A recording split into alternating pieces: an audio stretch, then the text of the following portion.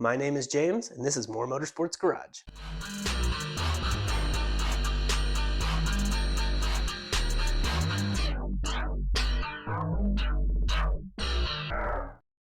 God bless you and welcome to the channel. I pray you're having a blessed day in Jesus' mighty name. All right, so in a previous video, I painted my Civic with the Rust-Oleum matte black. It turned out great. Did wrinkle red on the valve cover and laser etched it.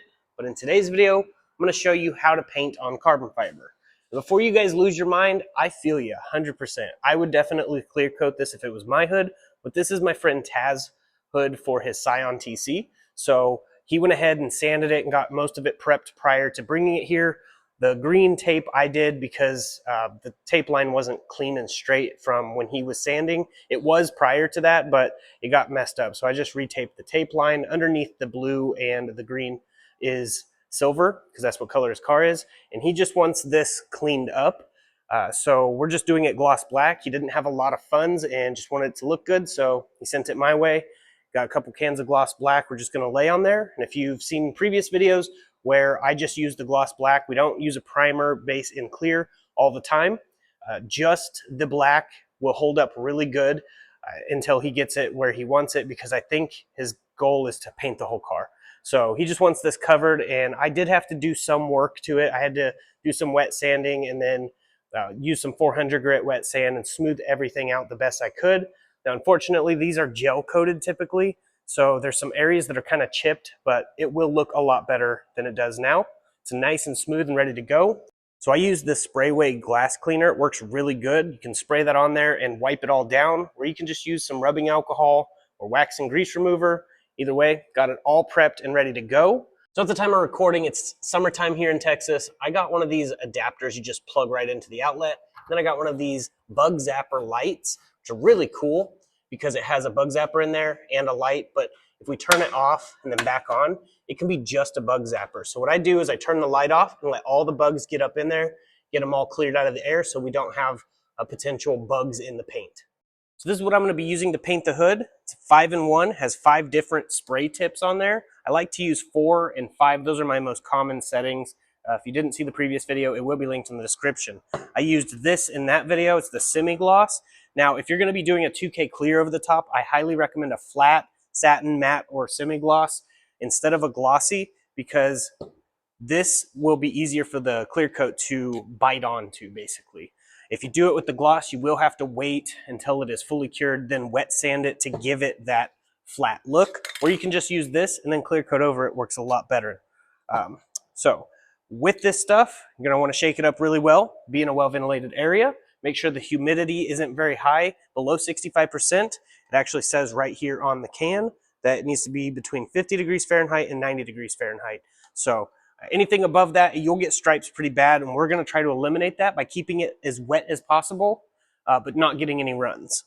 Also, if you ever have these cans, and let's say you have a different can laying around, you can actually pop these tops off. They're a little harder than that to do. I just had it already done.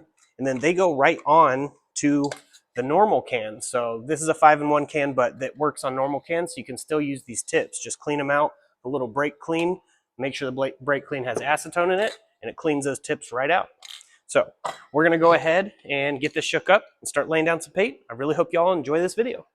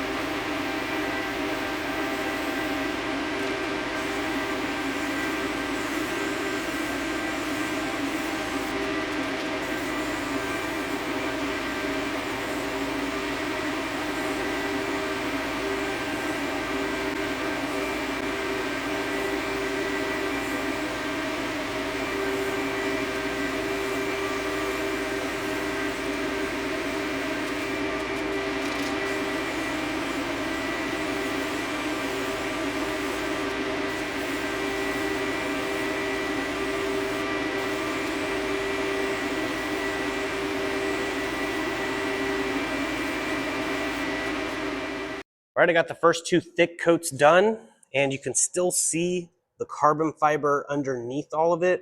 The only way to get away from that is doing a really high build primer, sand it down, high build primer it, and keep doing that until it's super smooth.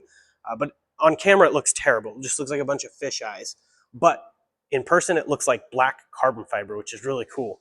So I went that direction, and by the time I got to that end it was starting to dry, so I turned around, came straight back, laid it on super thick, didn't get any runs, we're all good there.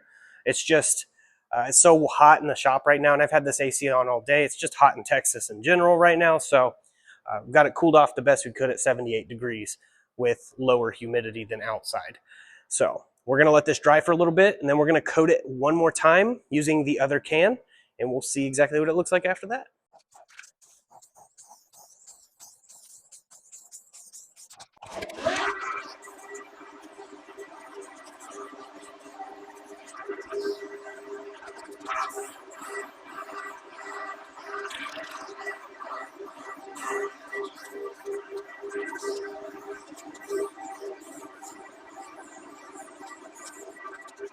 All right, so I have 4 really thick coats all over the hood.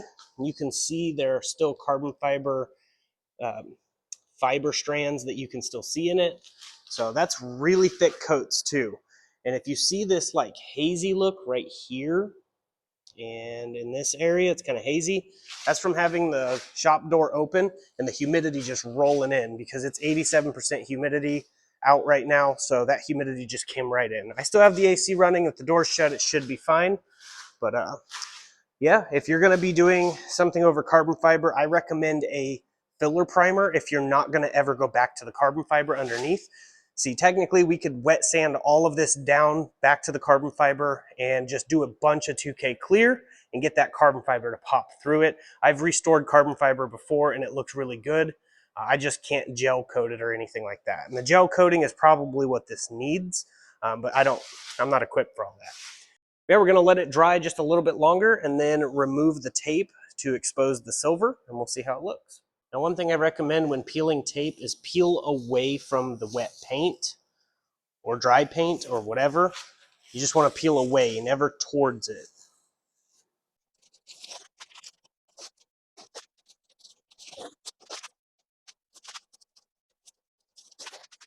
All right, so here it is with the tape peeled off and the orange mesh insert installed. He wanted me to install that. It has a good gloss reflective finish. It's just the carbon fibers that's throwing it all off. If those weren't like that, it would have been a lot better. And as you can see right there, a bug got stuck and wiggled its way all the way down.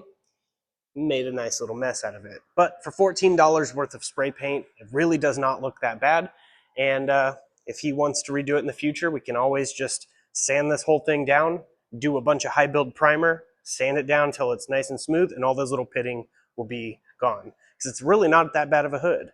But I'm sure he'll be happy with it. He's got a low budget right now to work with, so this looks better than it did with the carbon fiber the way it was. Me personally, I would have wet sanded with 1000 grit and did the 2K clear and just continued layering it up until it was nice and smooth, then wet sand and buff, and it would have been good to go. But working with what his budget is, and this is how it turned out. So really not too bad.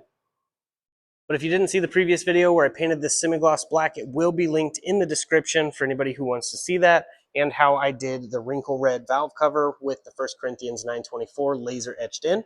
I'll show you all that in that video. This came out pretty good, and this is just the base color for the burnt copper that I'm going to be doing. But if you already watched that video, you are already caught up. But if you like these type of videos, please consider subscribing to the channel. Clicking that like button does help the channel grow. Feel free to browse the over 600 videos of DIY money-saving content that is on the channel. And I'm going to go ahead and roll my outro. Please stay tuned to that. And I'll see you in the next video. God bless each and every one of you. I don't know who this message is for, but I wanted to let you know this is the sign you prayed for. And for the people who are watching that didn't pray for a sign, this is the sign you need. The beauty of the gospel is Jesus lived a perfect, sinless life, 100% obedient to God the Father, went to the cross, died, was buried, 3 days later, rose from the dead, seen of about 500 witnesses, left us with the Holy Ghost, and all we have to do is believe in our heart, confess with our mouth, and we'll be saved. Then we can do the works, like Acts 2:38, repent, be baptized in the name of Jesus for the remission of sins. We weren't saved to be silent. So if you think you're saved just to be quiet and it's just for you, you're wrong. We were saved for someone else. I pray this message reaches whoever it is intended to. There's a lot of people that feel lost and don't know what their purpose is. I was one of those people. God saved me. He found me. Remember, I was the lost one, not him. So he's looking for each and every one of us, and he is pursuing after us because he loves you. You're not seeing this by accident. You're not continuing to watch this by accident. Most people close out. If you're still watching, it's because it resonates with you in some way. I just want to let you know God loves you, and so do I. People can hate for no reason. I can love you for no reason. But I have a reason, and his name's Jesus. Just want to leave this message with you. My information's in the description. If you ever need to message me, feel free to. You can email me anytime. But that's basically it. I'm going to go ahead and get off here. I really hope you all have a blessed day in Jesus' mighty name. Jesus.